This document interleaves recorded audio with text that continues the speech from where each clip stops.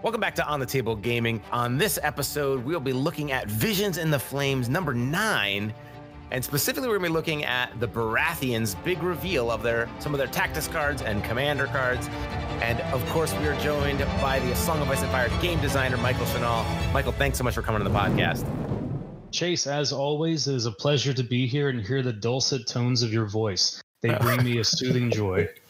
Oh, I see how it is. Okay. Now, we got to be careful on this episode because I know House Baratheons are fan favorites, often requested faction when the game was first starting out. And we did do a live stream at one point where you shared some of your views on some of the Baratheons, like Stannis Baratheon. So we'll tread carefully around his legacy there. Are you talking about the fact that I very distinctly said that I don't understand why Stannis Baratheon is a fan favorite character? That may be it. It was a little bit longer in the live interview. We'll link to that. I'm afraid to go into it here. Listen, if you're not willing to stand by your convictions, then what's the point of even having them? So in the time since we started the game and I have seen the Baratheon fan base and experienced them, I understand where they're coming from. I personally am going I get it that you like Stannis. For myself personally, I don't get to the degree. That's fine though. Everyone has different tastes. The only people who were straight wrong is if anyone ever said they were a fan of Catelyn Stark. Then I would just fervently disagree with that person because I've got some views on Catelyn. We'll see what happens with the upcoming books. Maybe there'll be some cool Lady Stoneheart stuff. I don't know. I could see maybe. Those are not the same character, Chase. Lady Stoneheart. Okay. Lady Stoneheart is an interesting dynamic character. Catelyn Stark made most of the problems that happened for the Starks. That's true. She drives the plot forward. But before we digress too much here, so did it surprise you at all when Baratheons won the poll? It did until I saw the results, and then my brain went, oh, of course they won. Because I was expecting people to go let's see what Starks are doing or Targaryens. And then seeing Baratheons at the top there, I was like, oh, that's so okay. Well, that's not surprising because then all of a sudden all the memories came flooding back of just whenever we were initially releasing factions and people just constantly asking when is Baratheons coming? When is Baratheons coming? I'm like, oh yeah, that's right. I forgot those guys are kind of fanatical when it comes to that faction. Yes, the Baratheons have their loyal faithful here. They are fanatics, so it all fits into the theme here. I remember originally, we thought the Night's Watch guys were very loyal and dedicated, and then they were just blown away by the sheer volume of Baratheon loyalists that just came out of the woodworks over the course of the game's lifespan. Yep. Yeah. But all right. So Baratheons. So we get to see some really interesting cards here. And Baratheons were in an interesting place when they first came out. And so I'd love to get into a little bit of how you see the 2021 update kind of changing maybe the direction the faction is in or kind of solidifying it more. One of the things that often came up in the old version was that a lot of the tactics cards shared similar triggers, right? There was a lot of when a friendly engaged combat unit activates, or what was the other one? It's, after a friendly unit is attacked. We're seeing this a little bit more spread out here. So let's talk maybe starting off about the broader. What do you think, if you're a Baratheon fan listening right now, how are you, what do they got to look forward in the 2021 update? And then let's talk about these tactics cards and how those might have changed. One of the big things about Baratheons is that they're still one of the two newest factions out in the game, them and Targaryens, because the Greyjoys aren't out at the time of the recording of this, even though we've shown a lot of them.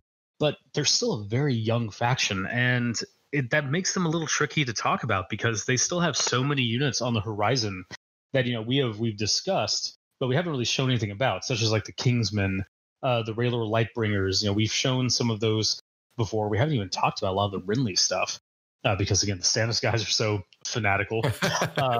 But they're still a relatively new faction, and that's actually why when it came to putting together this article and the topics that we were talking about, it became a little tricky because Baratheons by their nature have that loyalty mechanic. So you're talking about two sub-factions in one, and a lot of those units are ones that are coming out in the next few months, but haven't been discussed yet. So it made talking about them a little tricky. So for this article, we decided to focus more on the tactics cards and then your two starter box commanders in your original Renly and your original Stannis. But getting back to your question about the tactics cards, the Baratheons here are a good example of so when it came to the tactics cards, we were evaluating them just like every other element of the game, and some factions had their decks modified more than others. The Baratheons, I would have to say, probably them tied with Targaryens, but even Targaryens are kind of a far second, probably had more modifications and shifting in their baseline tactics than any other faction.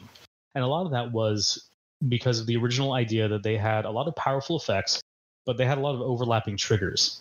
And the issue is that with the direction that we wanted to take the game in the 2021 update, Baratheons were getting a lot of the things that we were actively removing from tactics cards, or at least lessening to degrees, which were free attacks, free actions. Even if they were conditional or had some kind of drawback with them, they were still the type of thing that we were actively removing from tactics cards and making a bit more rare. So as a result, it just happened that a lot of their cards had modifications that, sometimes they were entirely reworked or changed. In addition to that, one of the initial design ideas behind the Baratheon deck was that you had these powerful effects, but you had a lot of overlapping triggers. And, while still that's an option for gameplay, we found a lot of players it created that negative play experience for them, that they just, this didn't really come down to a balancing factor. It just kind of came down to like the whole feels bad. People want to be able to play their tactics cards. You can have a deck full of powerful effects, but if you're only able to use them every so often, then people don't view that as basically being as fun as being able to play triggers more often, even if they are less powerful. So it's kind of like, instead of going hey, I've got these two powerful effects I can choose from, the mentality is almost like, oh, I've got these two powerful effects and I don't get to use one. Exactly. So one of the things when we were reevaluating the Baratheon deck specifically is removing some of those overlapping triggers and giving them some more options for playing things, which in turn toned down some of their cards, which you see in general across most of the factions anyway. But so again, they required a little bit more just retweaking than some of the other factions did. That makes sense. And I think, that's something that some Baratheon players had maybe a hard time adapting to initially, right? That was something that maybe, like you mentioned, kind of created a little bit like a feels bad moment, or maybe the way that situation presents itself is open to an interpretation that isn't as positive. And so now with these new tactics cards, you kind of spread the love out. And it looks like you also maybe shuffled some names around or abilities around. Things like Oath of Duty are now appearing in the base deck, which I believe previously was a Stannis card. It was in the original, the starter box Stannis, the One True King. And this is just kind of one of those effects that happens, as we're evaluating the entire faction and the entire game overall. It kind of creates those little ripples or snowballs where, okay, you change A, which is going to have an effect on B, which is going to have an effect on C, which the change from C is now going to go back and change A in a completely different way. So, talking about these things in a vacuum, it's hard because you'll talk about okay, well, why did this baseline tactics card change? Well, it changed because we felt that this commander's card, when we were evaluating him, that card didn't really fit with him, but we still wanted to use the effect. So therefore it got moved over here. And it's just, there's an entire process that stacks on top of each other when all these things start coming together. Is there a base Baratheon tactics card that you're particularly fond of in the 2021 update? I would actually have to say that ours is the Fury is probably one of their most powerful cards, but that's because of the versatility that it brings. If we had to, that's a tricky question because again, the tactics cards, there shouldn't be one that is really this is the thing that really solidifies them as the faction, because it's the entire picture taken together.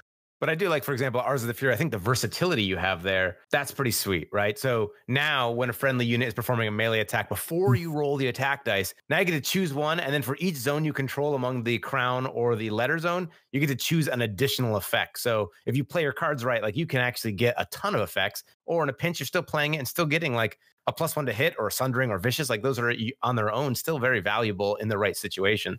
So that's a good flex card. Right. So you're getting a good effect here, being able to choose one of the benefits. But if you properly set it up, you're getting even more benefits related to, the bonuses of the card, which is how a lot of the tactics cards function. You'll have a benefit that in many cases was toned down from its original version, but then you have your ancillary effects. So if you take time to set it up or get into a better scenario here, mainly controlling zones and things of that nature, then you get the additional effects of the cards. Yeah, and those are just another great moment. So in really high level play, it's probably going to be very unlikely that people are going to be able to get, all three of those effects. But it could start being a way for people to start to differentiate their skill level as they're playing more frequently, getting better at defending or going for these positions. And I love how there's little windows to be skillful and more opportunities like that. I'm really a fan of that. Mm-hmm. And so, that was also one of the elements is making sure that the faction identity and the core tenets of how that faction functions are still built into the core mechanics of the tactics cards. So with Baratheons, they're the retaliatory faction. Mm-hmm. You do something to them, they're going to hit you back, or they're going to do something in return to you. A lot of the old triggers were, when you started engaged, and they gave you some form of attack.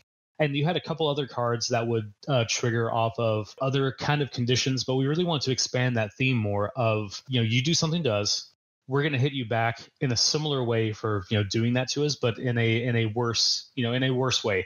And the old deck had a lot of focus on just attacks. Here we wanted to expand that concept out to do more things, such as like putting condition tokens on units, causing panic tests, starting engaged with us and things like that. So let's maybe take a look at one of the two commanders here. Do you have a preference on who we start with, Stannis or Renly? Well, so this is also something as well. As much as I want to, talk about Stannis, and the fact that his fan base is really, really adamant. We need Fabio. Where's Fabio? He's the Baratheon defender here. We need to balance this out. Strangely enough, he was disposed before we actually managed to get in here. I see. It was very strange. Random events happen. You just shut his internet off and you're like, all right, now we can talk about Baratheons unfettered. But I will have to admit that of the two, the kings that we're talking about, Renly and Stannis, and I know some people are even getting offended the fact that we referred to Renly as a king. I prefer Stannis as a character. I prefer his just kind of his background and play styles that his side of the faction brings. And that's not even just saying because Renly, because in the books, he didn't really get a huge amount of I guess screen time, page time, whatever you want to call it, before he got all shadow babied. Yeah. But you have a lot of people that are fans of Renly and Highgarden in general. But for me, the Melisandre, the Rhaelor side of things with Stannis, and the fact that he is kind of buying into this whole fanaticism side of things, but even then he's just too kind of pragmatic to really fall into the whole faith thing. That's very interesting as the character goes. I actually I enjoy his dynamics as a character. It's when I say specifically my issues with him, it's more so just his rabid fan base. That's where I'm just I get his it. Fanatical following. I see how it is. Sure. And just to recap here, Stannis Baratheon, this card art is actually, a very handsome man. Who is this Stannis Baratheon again? This art? That is Mateo. That is our art director for CMON. Is it just happened to be that you have random people at your office that fit book descriptions? Is there a chart you guys map up? You're like, hey, that guy looks exactly like this. Well, so there was a bit of a mixed blessing there because we wanted to put him in the game, and he did carry a very similar description to Stannis. Aside from the going bald part, that was one of the unfortunate trade-offs. Stannis is called out several times as being bald / going bald. Mm-hmm. That's he was not. So yes. So in time, he'll age into this perfectly. I guess if he wanted to shave his head, then he would be spot on. But that's kind of one of those little trade-offs, right?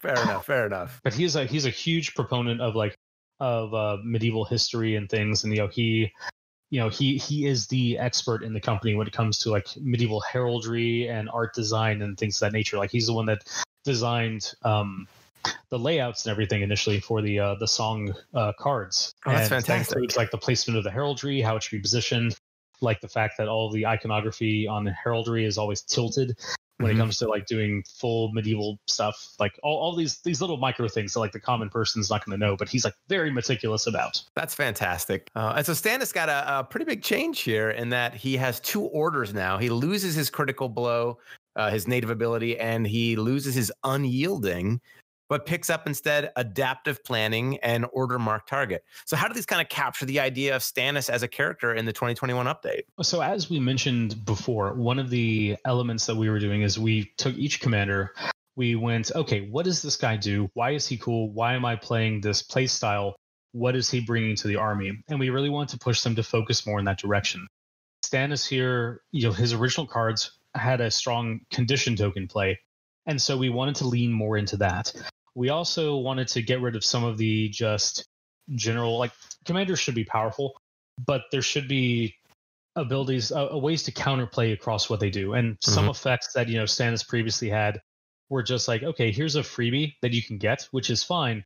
but we like seeing more tactical decisions. So before, yes, he just gave the unit straight up critical blow, and it was just a buff you had. Here, we've changed it around so he meshes better with his tactics cards while still giving benefits. But now, they're not just so kind of like freely given out. I think that makes sense too. And I love the adaptive planning. Target at the start of any turn, target one unit in long range, replace one condition token on that unit with any other condition token. That's such a great ability to have. And it feels like very Stannis Baratheon, right? He can like adapt to any circumstance and make the situation be, what he wants. He's that of a confident of a leader. He can read the battlefield that well. It really captures the theme. Right. And, when looking at him, he is one of the, the tactical masterminds, behind the War of the Five Kings. Like he's pragmatic. He is, I'm not going to say ruthless. Pragmatic's the better way to go there, but he is, one of the thinkers. He's not going to Gregor Clegane down the battlefield and just start smashing stuff. Right. He's efficient. He's calculating. Right. And so you give someone critical blow, that's a very offensive effect. And it does fit, like when you look at okay, he knows exactly how to and when to strike, but we really wanted to push more some of the flavor aspects of it, and then again tie in with just his overall tactics cards. So adaptive planning to be able to switch out condition tokens on units, mark target where he's able to just throw down a vulnerable, and then next turn he can switch out that token. These all play really well into the tactics cards that he has available as well, because you have harsh conditions, which is start of any turn, target one enemy unit, remove any number of condition tokens on that unit, and for each token removed, they lose one ability until the end of the round. That is one of the rare control cards that exists in the game here. Because as we talked about previously, hard control is limited to very specific circumstances in commanders and factions. So, you're not going to have a situation where you have a Varys or a Walder that you can just, everyone has access to this. So the fact that Stannis here has an element of control to this degree, that's a very unique thing to him, and he's doing it through condition tokens. So he's just all about the adaptability that these tokens are bringing just naturally, but then also switching them out for various effects. Oh, that's fantastic. And so that was actually rotating in. He lost his old Oath of Duty. That became a generic tactics card, a little bit of a tweak. And now this harsh conditions. I think this is a pretty big buff in a lot of ways. That's a fantastic card. It is a very strong card. And I should be careful saying buff when we don't know the context of the rest of the changes, but this seems, in comparing apples and oranges, this orange seems cool and very useful to have. It's a very nice orange.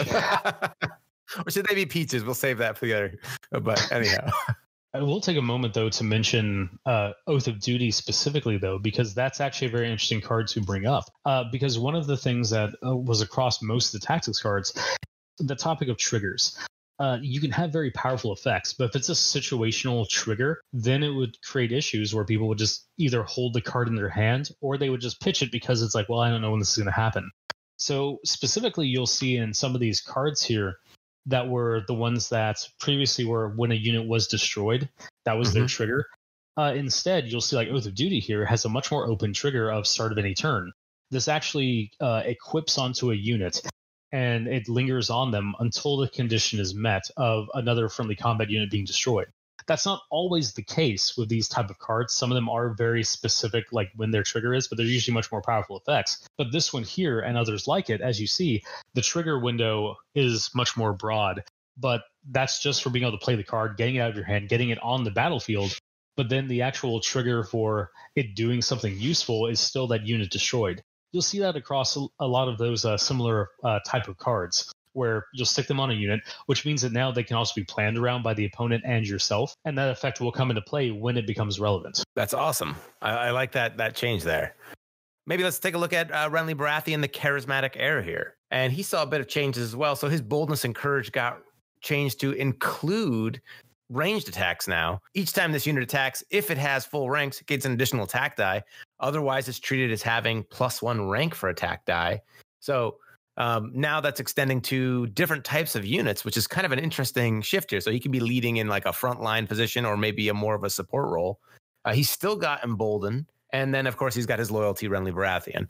So how does this change? Why this change? Why these switches here to Renly? So there's actually another important change here with Embolden in the fact that it affects his own unit as well versus previous Embolden, which only affected other friendly units in range. Now, that change was actually done as kind of a streamlining thing, because that was something that was often overlooked, where it only affected everyone else around and it was excluding this unit. That was not really a balance thing. Like, yes, it makes this ability just by definition more powerful, but that was kind of a mixture of like, yeah, it makes the ability more powerful, but it's also a streamlined thing of like, oh yeah, that's right, it's everyone else, not, now it's just straight up everyone. So that was really the change there. Equal parts, kind of giving a small buff, but more leaning in the direction of this is just making it more streamlined, less little micro stuff to remember. Now, the boldness and courage change, that was actually done. The dice went down on that. And that's just because in general, you see a reduction of things that give bonus attack dice across the entire game. Like, you'll notice most of the Baratheon cards you're looking at here, there's not a single generic card there that is actually just giving you additional attack dice. That is probably one of the rarest effects in the game, is something that's going to be giving you just bonus dice. Most things are going to be giving you +1 to hit. They're going to be giving you a vulnerable. They're going to give you rerolls. They're going to let you attack with higher ranks. But very seldomly are you just going to straight up get a dice bonus. And that has to do with a lot of the mindset being effects will help you make attacks more, increase your overall just like reliability of your attacks, but not necessarily make them more powerful. So it can still be calculated, but there's less just extra damage potential there. Boldness and courage is one of the few effects that is out there still giving you bonus attack dice. And you'll see that even then, its primary effect is going to be just making you attack with 1 higher rank, rather than just giving you the bonus attack die. That's just so you have something like the ability is not useless until you start taking damage. Now, the shift to allow it to affect range attacks, that was just kind of a general opening up of, tactical abilities. Like, yes, we could have limited to just like melee, but you can stick to the range if you want. It's just opening your tactical options on where you want to stick these guys. So all those Baratheon players that are Renly supporters that, love their ranged options, like your Stormcrow archers or your bastard girls. Yeah, I mean, you can stick Renly Baratheon and some bastards girls. I mean, the thing is you're putting them in a very squishy unit. Boldness and courage it's going to help you a little bit, but they already have a sustain on the most of their ranks. So not the best place to stick them. Stormcrow archers, you're wasting the adaptive bit there, but there are some options that will be appearing for Renly in other places and things like that. But even then, he's not really, just given the nature of a lot of his other cards, he's not really one that leans himself too well to ranged options. Other guys with boldness and courage, sure. Renly, though, wants to kind of be in the thick of things. He's also one of those commanders that, he is the charismatic heir. He's the one that, he wants to be the showstopper of the battlefield. This is kind of a contrast of him and Jaime Lannister, who we actually spoke about, and I believe just the previous article and chat we had. Where Jaime is all about me being on the battlefield. So is Renly. But if you look at Jaime in contrast to Renly, Jaime is all about buffing his own unit, making them stronger, and making it like, how dare you come and attack me? Renly, meanwhile, is not necessarily giving a buff to specifically his unit, but he is buffing everyone in his immediate area. So you have these two very similar kind of personalities, but the way they're impacting the army is different. Whereas Jaime is just this glory hound. Well, I guess so is Renly, but Jaime is a glory hound in the fact that it's him and it's all about him and his unit. Whereas Renly is, yeah, I'm awesome. Look at how much awesomer I'm making everyone else around me. They're just kind of like acting as these little charisma parasites. Just become better because I'm here. And next time I'm getting my butt kicked and I've got condition tokens everywhere, I can drop a wealth in charisma and remove all condition tokens from each friendly combat unit versus the old cap of 3. If I'm ever in that position where I'm getting that buried in tokens, I'll be ready. Exactly. And then also, the other thing is similar to Jaime, though, we do see one of those like double trigger cards. So on younger, bolder, and far more comely, we've got the regular ability. And then underneath, we also have starter friendly turn draw tactics card. So if it's not like applicable and you want to go for that secondary effect, you can drop it down. So we see that echo you're kind of talking about of being somewhat similar to Jaime. Right. And that kind of appears on the commander cards that are very specifically linked to that commander. Most of the cards will give some kind of buff for meeting conditions. Usually when they're a commander card, it's based on targeting that commander's unit. But the effect is not really ingrained with them necessarily being alive. You're just kind of getting a little bonus effect for it. But then you have cards like Younger, Bolder, and Far More Comely, where if he's dead, you're straight up like, this card does nothing. And so those cards tended to get like a secondary effect of like, okay, if that happens, I can at least pitch this and draw a card, it's not just dead in my hand until the end of the round. Now, of course, you can sidestep this by running like a Jaqen Hagar or something that can switch out, from the previous dead people. But the point is that usually a lot of those cards that were entirely dead, if the commander or a specific condition couldn't be met, they usually have some secondary effect that allows you to at least cycle them, so they're not just eating up space in your hand. Well, these look like a fantastic commanders here. So now you're a Baratheon player. Maybe you've invested in one or the other side, Renly or Stannis loyalty, or maybe you're just having all the options. You got this 2021 update. We see these changes.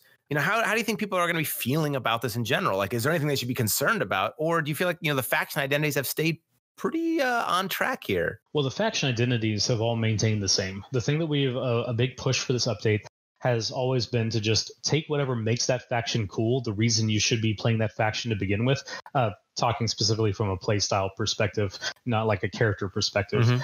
Because if you're a fan of the character, you're going to play that faction regardless. But like, say I'm playing Baratheons because I really like that retribution style mindset. This is what I like playing. We wanted to make sure that you're rewarded for doing that exact thing in the faction. And then when it came to tactics cards specifically, opening up a lot of the triggers and abilities to play them, so you can just kind of play more of them. But we also wanted to make sure that the what they contributed was kept in line. So, lowering the amount of free actions that they just give out. And I want to be very specific in that, because this is something I've seen talked about a lot online, is it's not this blanket statement of just removing free actions. It's removing the amount of them and also the conditions in which they can be played. So like, if you claim a specific zone of the tactics board, like replacing that, zone with another effect, that's not giving you just a free action. That's something that you're expending resources or something to do, or like if a unit of yours is destroyed, getting an attack in or something. These are conditional things that are triggering. What we're removing or toning down a lot of is just things that would be, hey, play a card, get a free attack, or, hey, play a card, get a free move action. You can still have effects that are like that, but they've either been toned down or, reworked. So there's a few more like conditions to be met. That's the general idea behind this, not so much just a blanket, oh, well, you can't do anything, you can't, there's nothing that you're going to get that's cool for free or whatnot. It's just limiting them in scope. Tactics cards should be supplement to strategy and tactics. They shouldn't just be, oh, I'm just going to play this powerful effect here and boom, now deal with it. And that totally makes sense. I think, maybe sometimes the danger is when you guys talk about like your broader philosophy and approach. Sometimes that gets taken from like philosophy to like ironclad doctrine and you guys, I'm assuming you reserve the right to add free actions or things where you feel necessary, but the overall philosophy of the update was to reduce those or revisit those. Is that a fair analysis of it? Or well, it's one of those things like there's no limitations to anything we can or can't do, when it comes to the game. Right. And I think once you added like another tactic zone with Pipe, that became apparent. We're like, oh, there's a lot of room here. Right. It's people basically kind of taking, what is said or shown and thinking that is like a hard stone, like set in stone rule or gospel or, whatever terminology you want to use there. But everything is fluid.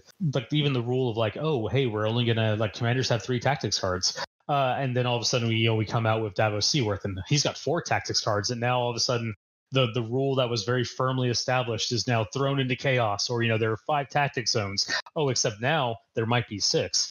It's a case by case thing. So when we go like, we want to limit the amount of free actions or, freebies that people have, that's not a set in stone thing, because you might have a faction that all of a sudden comes out that's like, guess what? These guys have a ton of free actions, but there's a drawback to that in some capacity. Mm-hmm. So it's just one of those things about people wanting to, you should understand that anytime we're talking about like broad scope things, that's specifically in the context of the broad scope. When you start getting into specifics, that's when things start, can shift and change and break those rules. Absolutely. I think one of the interesting things about Baratheons here is that what you've shown shows a lot of cool tweaks, but there's nothing here that's like, oh my gosh, like it's a total rework, or like, oh my gosh, the sky is falling. Like this all seems like pretty reasonable changes. A lot of times it's just like some number changes, like even with Stannis Baratheon, like switching those to orders, losing sundering, but being able to mark an enemy in line of sight and long range, and they makes them vulnerable. It's kind of like not sundering on a stick, but like it gives you a way to crack armor or have a somewhat compatible effect. That seems very much kind of in line. So really, it's cool just to see these little tweaks here as we go forward. One of the important aspects of the update was, again, tactical trade-off. Give and take, the push and pull of the battlefield and the gameplay between you and your opponent. So one of the big elements that we were actively removing were hard no's. No, you can't do this. And that was for both offensive and defensive purposes. A good example of offense would be like Walder Frey. Oh, you brought this cool thing to the table. I'm just going to say, no, shut it off. And okay, like you can't really do anything about that. Flip that on the other side. You had the old Stannis Baratheon with Unyielding, which was, you can't gain condition tokens. Well, that's cutting off an entire element of the game that just has a hard no. And those type of things are the ones that we kind of either removed or toned down or limited in some capacity. Like, again, you'll see here with Stannis, with the ability, you can remove abilities. That is a rare effect. But even then, you're still having to set it up a bit where you're removing condition tokens. You're having to do something. It's not just, I can play the card and show off your abilities. I'm having to at least do something. And then in other aspects, you'll have like Renly. Renly didn't receive a huge amount of changes here from what his cards did previously. You'll see that they just kind of got toned down a little bit. Like, They Will Make Me King, went from dealing 2 wounds or restoring 2 wounds to a single wound each. And that was just in part of the general like numbers reduction that you're seeing, which we've talked about in length at this point. So we won't get too much into that, but that just kind of plays more into that. A bonus dice that got cut down in efforts to reduce overall damage spikes that happen. Basically, most of the effects in the game and most of the tactics cards, most of the things you're seeing were redesigned in the mindset of consistency rather than just boosting numbers. So going forward, then it seems as though you're setting a precedent where we'll be seeing weekly articles about factions revealing more and more as we get closer to the 2021 update. Is that correct? So we are going to start getting more in depth for each of the factions here. And there's not really a format that these articles really take as to what we're going to be showing and talking about. When we talk about like free folk, we might show like some additional units this Sweet. time, or maybe even like a pocket. Excellent. I mean, it is kind of weird. Was it a little hard getting Baratheons as the first one? Because out of all of them, like you could just show like a sample list, but Baratheons, there's like, it's kind of 2 things in one. Baratheons were a bit of a unique struggle here when it came to what we wanted to show compared to actually most any other faction we could have chosen. So I was like, oh, it's great. They're the first ones we're showing because they won the poll. Well, dang. Because in this case, it's a twofold thing. One, they are 2 sub-factions in one. So, you've got to play favorites here. Do we show Renly? Do we show Stannis? Because initially I was going to just make an army list and go like, here's what we're going to discuss. But that kind of became a problem with Baratheons because it's like, oh, we're choosing Renly or Stannis. In addition to that, because they are still a newer faction, most of their loyalty stuff is just not out yet. It's going to be coming out in the next few months, the next quarter, along with the card packs and everything. And so it became like, we've shown a lot of their kind of generic stuff that they can both take. So we're either going to kind of repeat showing that, and that was kind of the option. It's like, oh, that seems kind of lame. So here we decided to go, hey, here's 2 commanders, here's their cards, here's all their tactics cards. But like next, moving forward, when we pick our next faction that we're going to show, it might not be the same formatting. We might just go like, hey, here's a sample army list with some units that you guys haven't seen, and maybe 1 commander and an NCU and stuff like that. But I have a feeling that people, of course, are going to want to see the tactics cards for all the factions moving forward like that. I feel like now that we've shown that once, we can't not show it, because then like that faction is just going to riot in the streets and come and burn down the On the Table Gaming podcast. Oh HQ. Gosh. You're right. It's highly flammable, so we'll see. It's the beard. Hey, so here's a thought. There are a lot of really strong Baratheon players. There's a lot of strong Baratheon painters. What I'm going to do then, when I post this article on the Table Gaming Facebook page, what if people post some images of their units that they painted up? And before we do our next Visions chat, maybe we'll just like quickly look through them, and maybe there might be one that might catch you or Fabio's eye. And we'll just give a quick shout out to a really cool painted unit of Baratheon troops. Does that sound like something you might be interested in? We can do that, because we kind of tied that a little bit together as well, because our marketing guys, like when we put up that poll on Facebook to see which faction was actually going to get selected. Well, sorry, we wanted to put up a poll, but apparently Facebook pages don't allow you to put polls, unlike groups and individuals. So that was a bit frustrating. Yeah, I've had that too, where you can only do 2 options, and like it won't let you, or like limits it now. It's pretty messed up. It's a Facebook thing. I feel your pain. Because it's like the business page, yeah. Exactly, because it's a business page, you can't do stuff like that. There's different. They don't want businesses being able to pull people, just civilians, apparently. Yeah, everyone's equal. There's someone more. I saw someone comment about that, and I was like, yeah, no, I know exactly what's going on here. It's ridiculous. Facebook. As a result of that, we posted up a bunch of the painted units by Big Child. Yeah. Which, by the way, in case anyone's unaware, Big Child Creative is the one that sculpts and paints all of the units that we have here with approvals and everything through Dark Sword.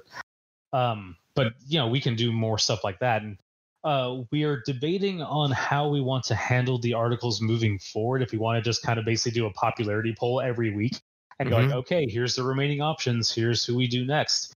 And then just kind of work our way down. Or if we just, pick whichever one we want to talk about. We're still thinking about that and how we want to handle it. So we'll see. Is there any benefit to having them later? Like, so if you're someone who's like a diehard fan and you're like, I've been waiting for my faction, but your faction's going to be like 3 or 4 weeks from now, are any of the later ones, is there a possibility they might, reveal more or less, or does it not matter when they come out? I'd just say it's like, choosing the prom queen. It's just a big popularity contest.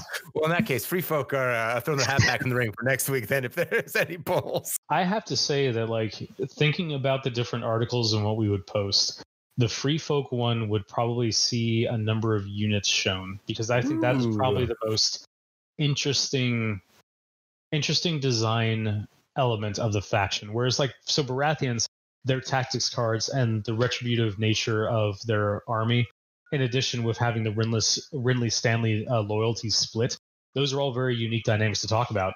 When you talk about the Free Folk, because of the unit diversity and how the interplay that happens there, that has to be like one of the major topics you talk about. So again, this is why, like, the individual faction articles are not going to follow a formatting about what we exactly talked about. It's really going to matter on each faction. Absolutely. That makes sense. Well, I look forward to talking with you guys more about that in the future. Thank you so much for coming on and for putting out these articles. It's really great to see these weekly articles. There's something I think a lot of us are really looking forward to. And so, keep up that good work with that. Yeah, well, thanks again. And we do it for all the community here. So if there's any specific like things that we'd like to see discussed or talked about, and that's not even just related to like tactics, but even hobby aspects, that type of thing, just give us suggestions here on our official Facebook page or anything like that, and we'll facilitate. So folks, thank you so much. What I'm going to have you do is when you're listening to this episode, head on over to the On the Table Gaming Facebook page, and where this is posted, drop some of your images. And before the next time we record, we'll see if we can have Fabio and Michael take a look, and we'll give a shout out to a Baratheon unit, or I guess we could also throw out to characters as well, because Baratheons do have a few hero box items, and we'd love to see your painted stuff, and we'll give you a shout out on the next episode. And in the meantime, we hope you get your miniatures on the table.